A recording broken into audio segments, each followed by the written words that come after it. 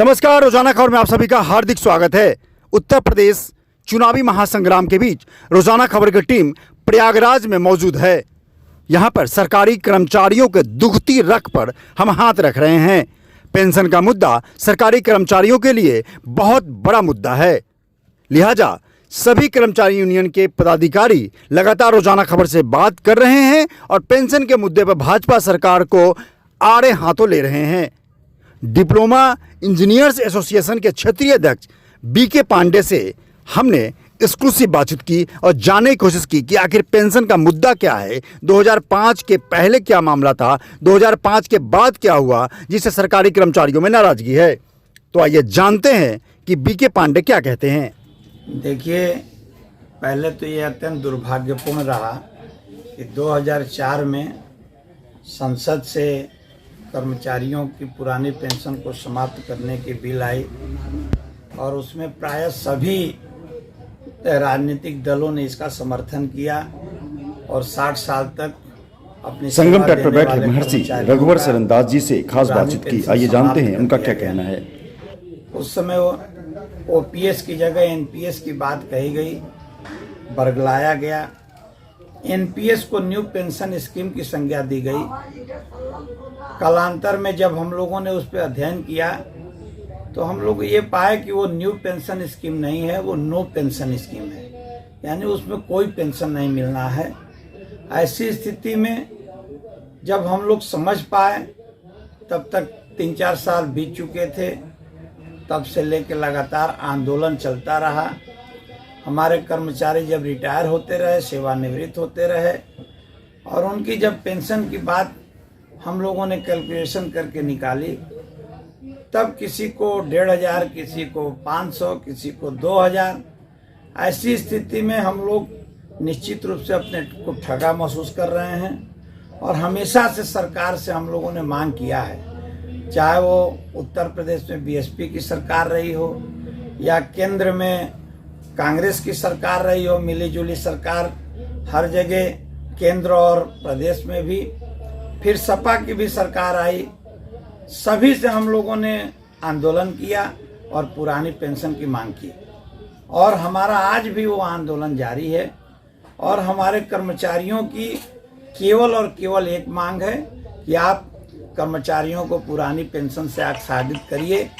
और हम लोगों ने ये प्रतिज्ञा किया है कि जो भी राजनीतिक दल हमें पुरानी पेंशन से आच्छादित करेगा, हमारी पुरानी पेंशन देगा, निश्चित रूप से कर्मचारियों के एक बड़ा समूह उधर की ओर जाएगा और उनकी शक्ति को मजबूत करने का प्रयास। भाजपा की सरकार 5 साल रही तो उन्होंने अपने क्या घोषणा पत्र में ये चीज़ को शामिल किया था तो क्या अपने वायदे पे कायम नहीं रहे? प्रदेश के माननीय मुख्यमंत्री श्रीमान योगी आदित्यनाथ जी पत्र के माध्यम से, उस समय भाजपा सरकार में नहीं थी, कांग्रेस की केंद्र में सरकार थी, उस समय अपने पत्र के माध्यम से उन्होंने ये लिखित दिया कि कर्मचारियों का जो नई पेंशन स्कीम है वो उनके साथ छलावा है और ये नई पेंशन स्कीम कोई पेंशन स्कीम नहीं है, इससे कर्मचारी बर्बाद हो जाएगा। लेकिन दुर्भाग्य की बात है कि जब स्वयं पूज्य योगी आदित्यनाथ जी मुख्यमंत्री बने और जिनको कर्मचारियों के दर्द की बातों को वो लिखित केंद्र को इंटीमेट किए, लेकिन उसके बाद जब वो सत्ता में आए, जब पावर में आए, तो कर्मचारियों के महत्वपूर्ण मांगों को उन्होंने भी नज़रअंदाज कर दिया। इनके रिजीम में भी राज्य कर्मचारी संयुक्त परिषद के बैनर तले हम लोगों ने कई एक आंदोलन किए, हड़ताल भी हम लोगों ने किया। 2019 में आंदोलन किया, 2021 में आंदोलन किया और अभी 6 महीना पहले भी हम लोगों ने एक बड़े आंदोलन जिसमें कि 5 लाख से ऊपर भीड़ हम लोगों ने लखनऊ में इकट्ठा किया। लेकिन दुर्भाग्य है, कर्मचारियों का सुनने वाला कोई नहीं है।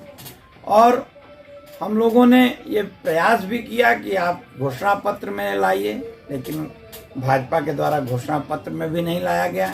ऐसी स्थिति में यह निश्चित रूप से हम लोग ये मान बैठे हैं कि भारतीय जनता पार्टी कर्मचारियों की इस महत्वपूर्ण मांग के ऊपर अपनी उपेक्षित रवैया अपनाया हुआ है और वो हमारे कर्मचारियों को पुरानी पेंशन से आच्छादित नहीं करेगा। कर्मचारी स्वतंत्र हैं।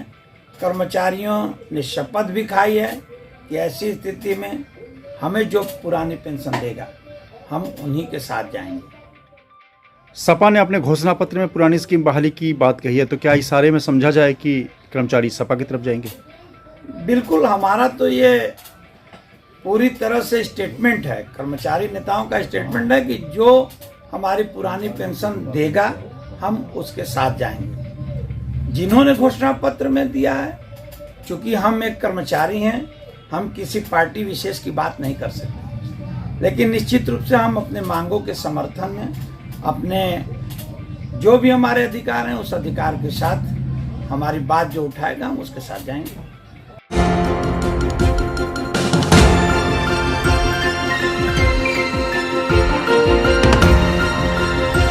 नमस्कार, रोजाना खबर में आप सभी का हार्दिक स्वागत है। चुनावी संग्राम के बीच